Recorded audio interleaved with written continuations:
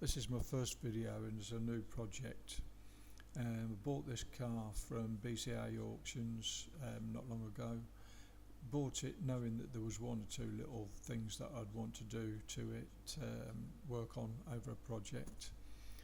These are the photographs that were on the BCA website, and when I made the purchase, it did show all the faults, dents in the doors, etc. And there was also a code up on the dash. When I put my code reader on, it showed as running lean, so I'm assuming there's a vacuum leak somewhere which I'm going to have to find.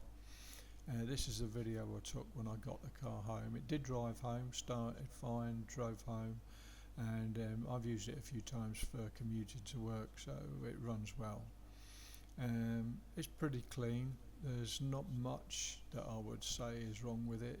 You'll see the dents and marks as I go round, but generally I'm really pleased with it. There's one or two age related marks. The lights look like they could do with a bit of a refurb. The wheels all look reasonable. They have got knocks, but they're not too bad. The door mirrors need new covers, but you can see the dents that were on the door, and I'm going to give a good go at pulling those out with a dentless repair kit that I've got. Again, wheels look pretty good all around.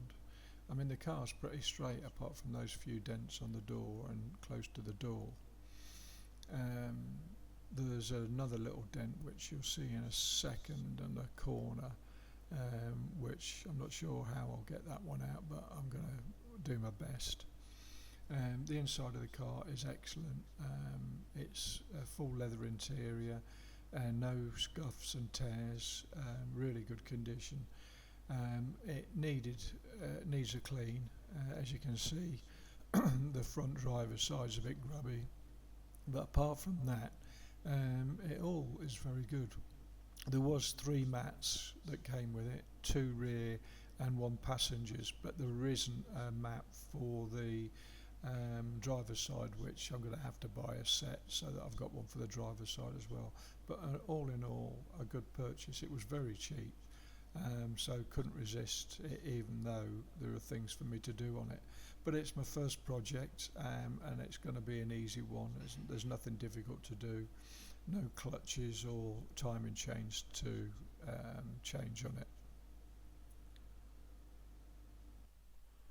Many thanks for watching, especially as it's the end of the video now. I hope you'll like and subscribe, and I'll see you next time.